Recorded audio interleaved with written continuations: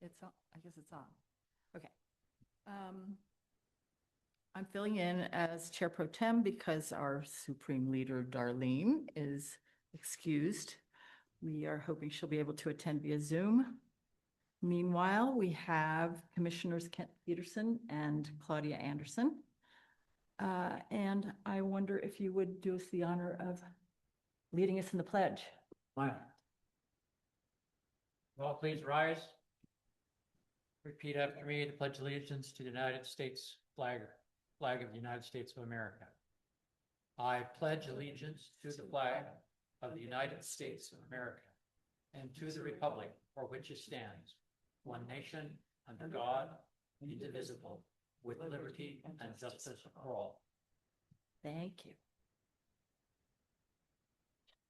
Okay, the first thing is to declare any conflicts of interest or ex parte contacts you've had with items that are on the agenda tonight. Anything, I have Kent? no conflicts. I have no conflicts. Okay.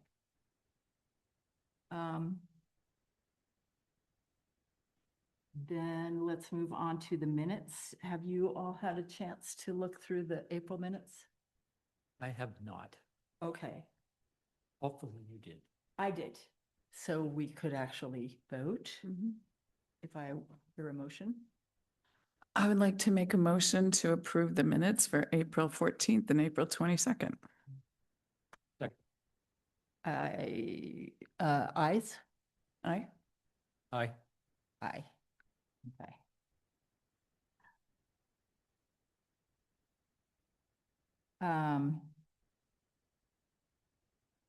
Now we have open forum. So 3 minutes for any member of the audience to get up and speak about anything that's not on the agenda tonight.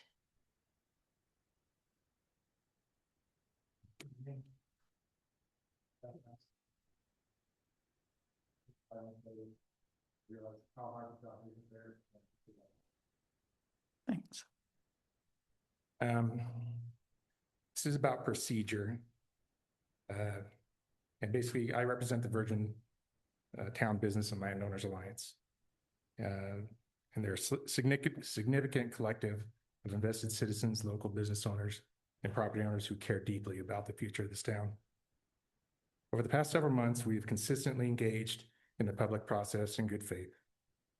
We have submitted written opposition and stood at the microphone to offer verbal testimony on several draft ordinances.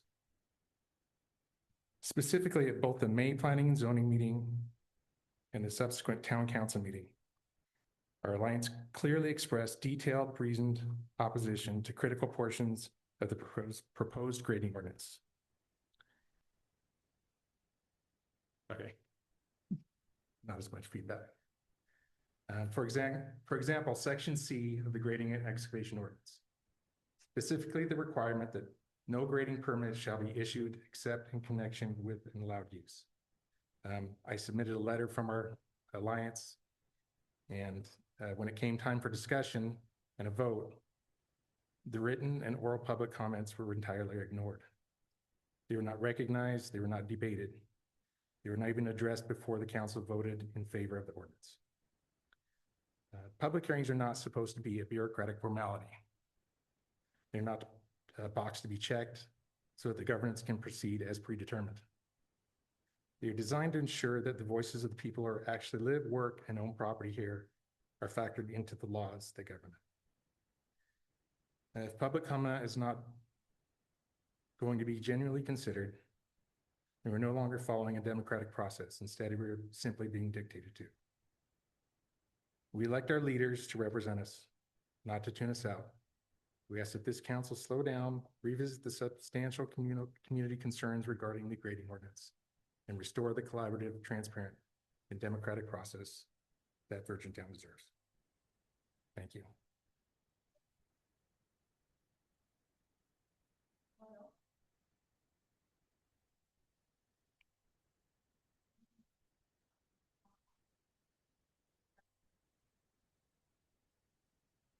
First one removes shuttle stops as uses in commercial and highway resort zone. Can I make agenda calls for commissioner comments? I'm sorry. how do I do that? I skipped right over it. I take it all back. We're going to commissioner comments. Um, First of all, appreciate and recognize Scott's comments and that you come forward and you speak your piece and you speak your mind. And I appreciate that coming forward to us, and it means a lot to me. So thank you. And I don't think there is an intention here to ignore, but there certainly is a problem of making sure that we recognize what is presented to us by our citizens. Thank you. Claudia? I feel the same. I feel bad that you guys feel like we didn't pay attention and that we didn't listen to it. Can only speak for myself, but in talking to everybody, I think everybody does pay attention and everybody does read through it. I know personally I read through everything twice because I tend to do the skim thing first and then go, wait, what did they say? So I just want to tell you that I echo the thank you and to assure you that we absolutely do read it and do think through it. Thanks. And I would like to agree with all of that and thank you for giving input. And I hope that you do notice that quite often our drafts change because of what we've heard from you guys. And also I want to assure you that we always consider what's been said.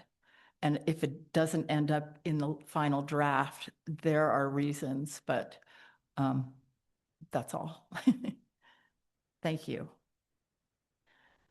Okay, now we can go on to public hearing. Do I'll we go need back to make this a way. motion? Yeah, Not yet, okay. because Darlene always gives a little explanation of each item Oh, before thanks. going into the hearing. Item 1 removes shuttle stops as uses in commercial and highway resort zone.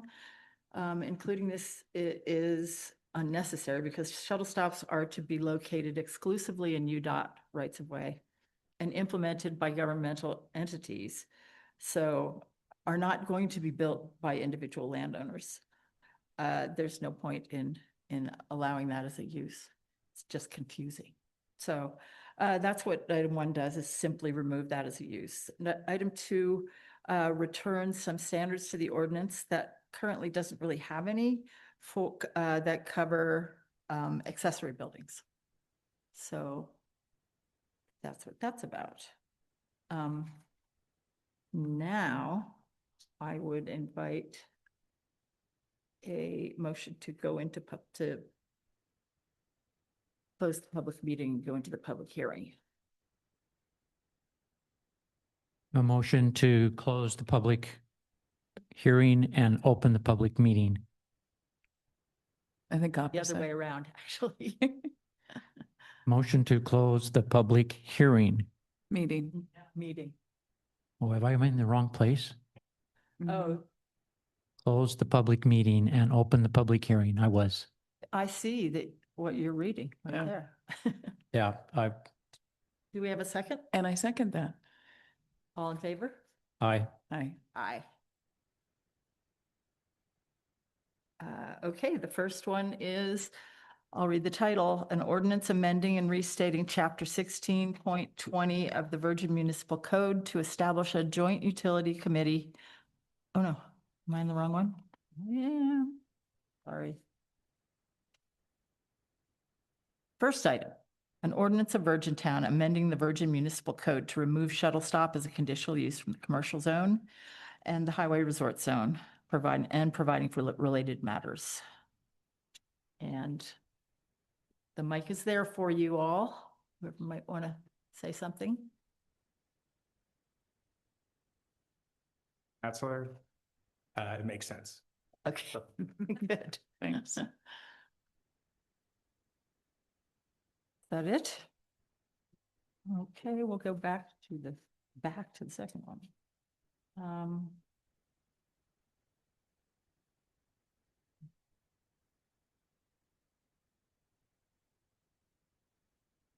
Now we are on to an ordinance amending chapter 16.8 of the Virgin Municipal Code by adding a definition of accessory structure and to chapter 2, 2.12, and by adding 16.86 accessory structures, establishing standards for the construction, placement, size, and use of accessory structures in all zoning districts, and providing for related matters. Comments? Chuck Matzler once again. As I said, our alliance, we have quite a few members, so I get a lot of information come from different places. So this is to address this ordinance that was just drafted. So it says recently a local resident built a shop on their own property. The building permit was obtained through the town to meet their standards. A few neighbors didn't like how it looked, and now because of a handful of complaints, the Planning Commission has initiated a sweeping new citywide advisory building or accessory building ordinance, which is restrictive and unrealistic. Our Planning Commission is being used as de facto HOA, drafting ordinances as if they were CC&Rs for a single subdivision.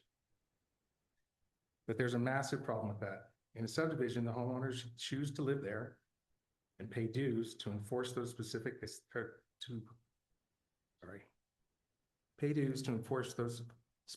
specific aesthetics. In this case, the entire town's taxpayers are funding the enforcement of an HOA style rules that cater to the wishes of a select few. Our Planning Commission and town council were not elected to appoint, were appointed to serve as a substitute for an HOA. Placing this regulatory and financial burden on the entire town is wrong. If more residents were aware of these laws being pushed through, they would not approve. But the reality is, most families in Virgin are busy working, raising kids, trying to make a living. They don't have time to sit in every meeting, but their silence is not consent. If this new accessory structure ordinance passes, the design standards in residential zones will require that any detached garage, carport, barn, workshop, or equipment enclosure must match the main building. If your house is a frame-on slab with stucco and a tile roof, your workshop must be built to match. Under these rules, an affordable, practical metal building or equipment storage or workshop would be completely banned. If specific neighborhoods want to prohibit these types of buildings going forward, they have every right to form an HOA, adopt or amend CC&Rs, and pay to enforce them themselves. Stop using Virgin's commission to pass blanket laws that burden the rest of us.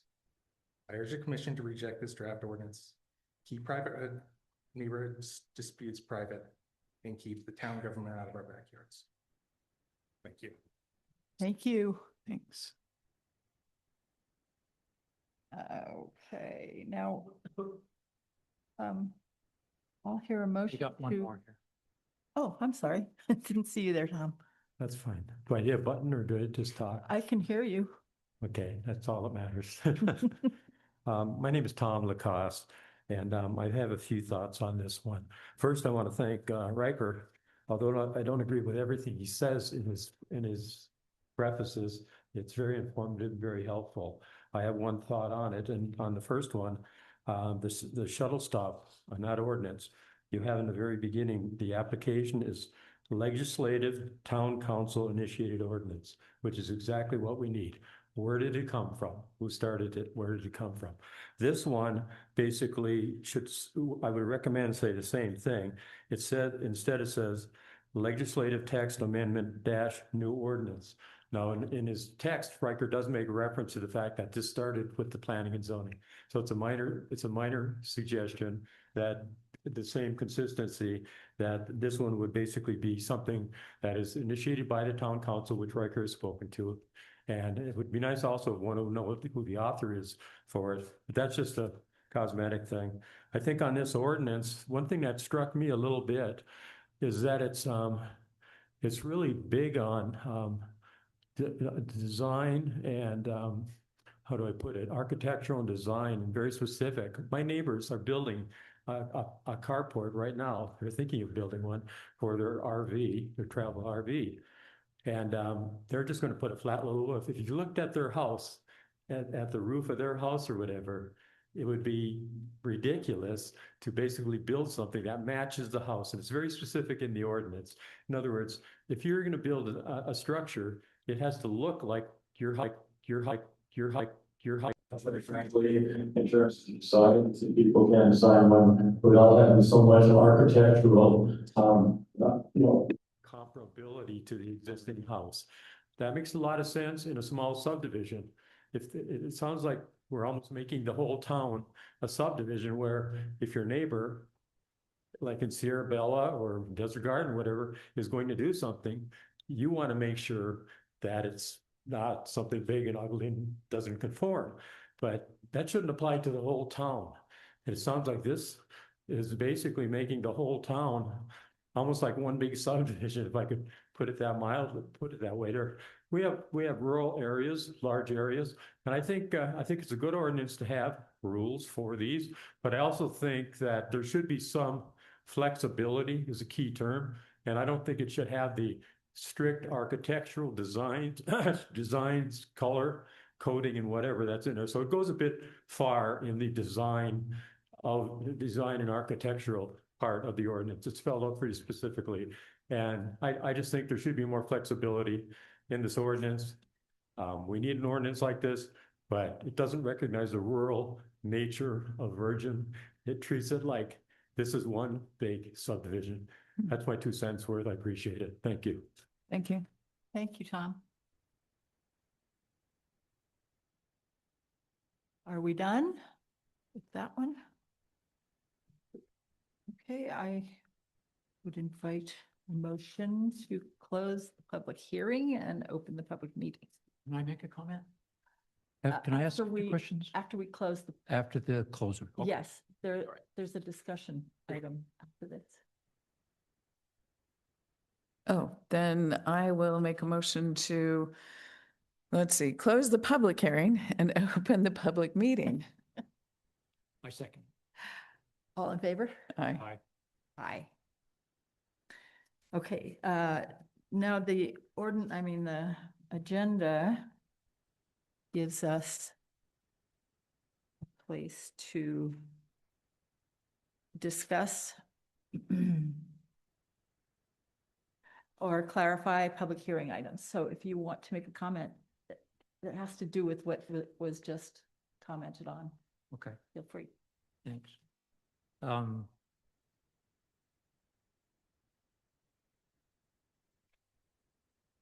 So the first item in here, though, is this by item, like item 1 at the bottom of the page, ordinance amending and restating chapter 16.2? Is that the one, that's the one we first was on the items for comment, or was it? So under public hearing was the CUP, removing that. And then number 2 was the one that they were just commenting on, if you had any comments on those. And then we Yes. can move on to the discussion. So I apologize my confusion, but are we on then the public meeting? Yes, we're in public meeting, and the first item under there is discussion by the planning commission on any points needing clarification from the public hearing. Can I make a comment then about what was brought up in the public hearing on this item or the items? Certainly, Item 1 was about what? Is- removing shuttle stop as a use. Okay. I don't have no comment. Okay. What about the second one?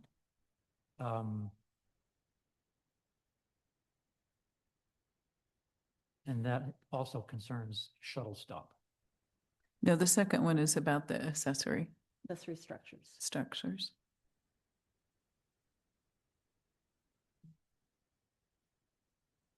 I'm reading on page 2. Okay. No, yeah. So I have some comments about accessory structures and maybe directed over this direction, because I think there are issues that I think we all think about often and pass. I had a citizen call me and bring to my attention a structure, a small structure that was being built in our neighborhood next to a home. And I think about the comments made here with regards to referencing something like Rio de Sion or Sierra Bella or Desert Gardens, where we have newer homes, homes that have, I think many of them, homeowner associations, HOAs, that kind of stuff that are watching over that neighborhood, questioning what may or may not be doing, trying to, I think having an investment in their neighborhood.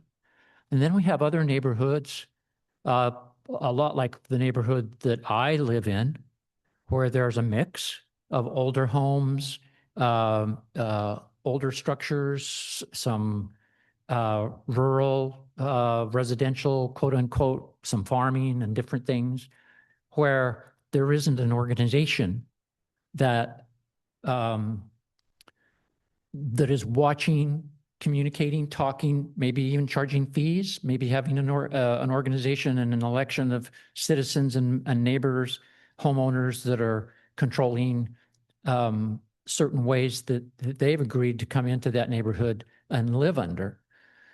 And I'm wondering if this is approaching this dichotomy and this separation of, we don't have to worry about Desert Gardens. They worry about themselves really well. We really don't have to worry about Rio de Sion. They worry about themselves really well. And it's going to be really, if somebody came in to try and do something that was obstructive in some way or fashion or design, there would be, I don't think the city is probably going to end up getting involved. I think the organization of that community is going to take care of it. I feel like coming from Chuck and Tom, this is coming back to what this citizen contacted me about, and that was, how do we control the older neighborhoods that weren't built upon this concept of a development, quote unquote? Neighborhoods like where I live, which is the Pocketville neighborhood, there's a wide variety of age and construction and concern and care. And I see lots that are pretty scattered and have lots of stuff. And some of them have organized it really quite well. And then other ones seem to have no concern about that organization. And I'm wondering if this is trying to approach that to where the city is trying to gain some control to be able to say to a person who's trying to build a shed of some sort to work in or store something in, and control how that's affecting the neighborhood, how that might be affecting neighbors joining. Is there electricity going in or out, water going in or out? Is it, so my question is, how do we be good neighbors? How do we create from a town that's been here? How long has this town been here? How many years? 130? I think around 1860. 18, I'm talking about 18. Thank you. Thank you. Thank you. So it's been here a long time, and are we trying to create, hopefully, a way of finding a way to respect our neighbors so that there are ordinances that can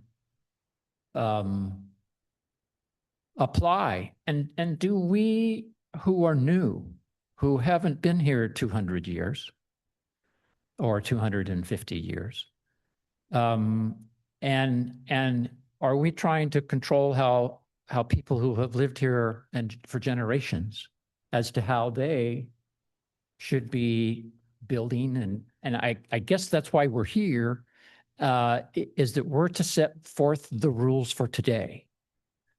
But how can we respect those that have been here for a long, long time? And is that what we're trying to approach as you wrote this and put it together? So the ordinance is before you for accessory structures is intended as a starting point.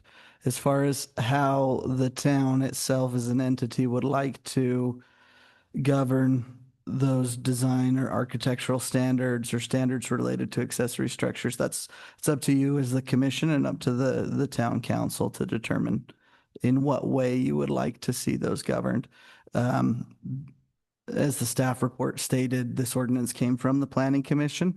And then it's just intended to serve as a starting point so that you can discuss what you would like to see as far as standards are concerned and which direction you'd like to go with them.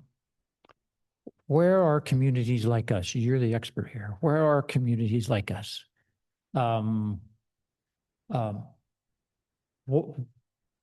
What are they doing to control clutter and respect to neighborhoods and safety, fire safety, accident safety, old cars, old washing machines and stoves, and lots that are maybe have rodents and there may be health issues. Where should our town be going with respect to trying to assist people who, and not offend them, but help them to find a way as we grow and we get busy and things like that, to incorporate them into a community that's safe and beautiful for all? It seems like an impossible journey. Can I interrupt? I'm sorry, but just in the interest of keeping us on track, Yeah. some of these things would be great to talk about in work meeting. Because this ordinance, this is just the first draft. So yeah, we need to absorb what we hear and then talk about what direction we want it to go. That's good. That's great. Is that okay? I appreciate the moment to talk about it. We can talk. Well, yeah, anything? Yeah, can I ask one clarifying question? I had several, but I feel better about things now. But one of the, that was brought up is that it was like different neighborhoods have different stuff, right? So Rio Design has theirs. Do we have a neighborhood that we call Across the Nine? Up in that area by the graveyard, because I don't want to call it the graveyard neighborhood. But anyway, That's what pretty was close. that? Okay, thank you. Okay, thanks, because we've got Pocketville. So I feel like every piece of town has its own history and has its own stuff that goes in, and the newer things that are coming in have their own versions. So the way I read it, so clarify for me if I read it correctly, is that based on what the neighborhood is and what your home is. So I would never expect somebody to create a garage that is we like to call them garage mahals, in a neighborhood that it just doesn't fit. Is that fair? Is that kind of where we're starting? Is that So the intent with that language was that it be compatible with the main building or main structure already on the property. okay? That does not mean that it has to be the same material Okay. or the exact same color or anything like that. Okay. Merely that an applicant could justify that it is compatible. Okay, that's fair, because we've got some in the neighborhood that are, and we've got some in the neighborhood that are not so. So that makes more sense to me. So thank you. I was going to bring up the fact that it doesn't say it has to match. It says it has to be compatible. And that's, that's a subjective thing, but it's not as strict as you might be interpreting it if you were going to call it matching. Because obviously, you wouldn't be using necessarily the same materials or any of those things, but you would want to, you know, not be a color that clashed with it or a roof line that's stuck up above everything. I don't know what the standards would be for you to determine whether it was compatible or not. But I think that's to be discussed at work meeting, maybe. Okay. I had one more thing. I can't remember now.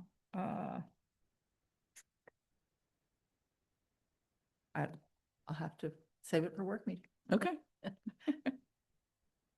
Anything else, commission? Nothing from me. Okay, we are at discussion, possible motion and vote on 3 items. And the first one is an ordinance amending and restating chapter 16.2 of the Virgin Municipal Code to establish a joint utility committee, JUC, amending subsection 161812 F1 to designate the community development director as the administrative land use authority for final plat approval, repealing references to the Development Review Committee and providing for coordinated utility review of development applications. As it turns out, our existing DRC panel is not precisely in line with Utah code. This ordinance would fix those problems. One notable difference is that meetings of this committee don't fall under sunshine laws. But it matters little since the new version has no approval or recommending authority to the town. So I'm good with it, and I don't know what anybody else thinks. I agree. I agree. Okay. Do I hear a motion? I'll make a motion to, am I motioning to approve? To recommend approval. Thank you for recommending approval for the ordinance amending and restating chapter 16.2. We have a second. Second. All in favor?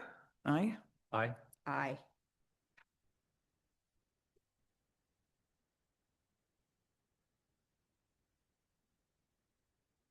Okay, next is an ordinance of Virgin Town, Utah, amending the Virgin Municipal Code to remove shuttle stop as a conditional use from the commercial zone and the highway resort zone and providing for related matters. I think we've, Commissioner. Mm. Right over here. I think the commission may need to wait on voting on this particular ordinance. It looks like the ordinance draft that was posted is not the removal of shuttle stops, but it's the park and ride draft. oh, And so I don't know that it would be appropriate for the commission to make a recommendation at this time. okay. Thank you. Do I hear a motion to table this for the next meeting? Motion to table. The next Second. meeting? All in favor? Aye. Aye. Thanks, Ricker. Thank you for catching that.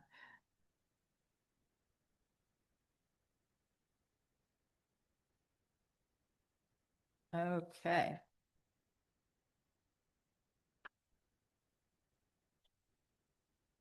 What's number 3? Number 3 is the Good Neighbor Overlay. And, well, I'm going to talk a little bit about this. That overlay was conceived to allow more freedom for creating smaller lots, less costly homes, and low-impact businesses without jeopardizing our groundwater quality and neighborhood character. It was originally drafted as a voluntary overlay. When the recommendation came to impose it, many exceptions became necessary to avoid harming a handful of smaller parcels. Those exceptions apparently made it confusing to many people. We got some useful input in the hearing to help clarify them However, most of the people who spoke at that hearing would have been entirely unaffected by the overlay. All that aside, we're now aware that the groundwater study authorized many moons ago is nearing completion. Once released, the study will include recommendations that may conflict with our current density limits and with the smaller lot sizes and 2-family dwellings proposed in the GNO. Therefore, it makes sense to take the draft GNO off the table indefinitely. It is to be hoped that we will be able to find ways under any new restrictions under the groundwater study to address the high cost of land and housing and other concerns which the GNO was intended to alleviate. This will likely be a whole new approach and not for quite a while, but be assured that many in the town government are determined to find avenues to allow more latitude for desired growth. So any comments, and then I'll invite a motion to discontinue work on the Good Neighbor overlay. Can you simplify lay terms of what the motion to for the good neighbor overlay is to accomplish, At this point, nothing, because we're putting it aside, right? but. But the thought of, it's being discussed in circles, so Oh, okay. what's the objective? It was intended to allow for more different kinds of development, smaller lots and smaller homes that would therefore be more affordable.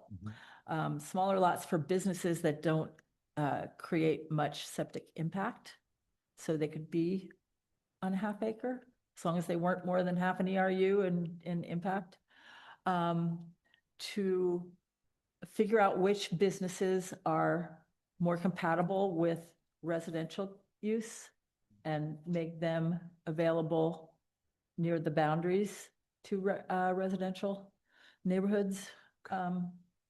And those less compatible with residential would be in the center of a commercial lot or HRZ. But no Good. worries. It's All right, hopefully we're about to vote that it's gone. I like the concept. I love the concept. Good. I don't have any comments other than it'll be interesting to see what the survey does. So, Oh, right. right, Yeah. the water or The groundwater. groundwater, yeah. Thanks. Study. So I'll make a motion to table the Good Neighbor overlay at this point indefinitely. Second. All in favor? Aye. Aye. Okay. Now all we need is a motion to adjourn. I will make a motion to adjourn the public meeting. I'll second that. All in favor? Aye. Aye.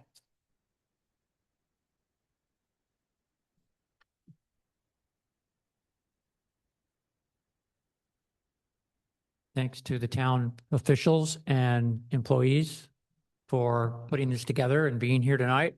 Thank you, everybody. Yeah.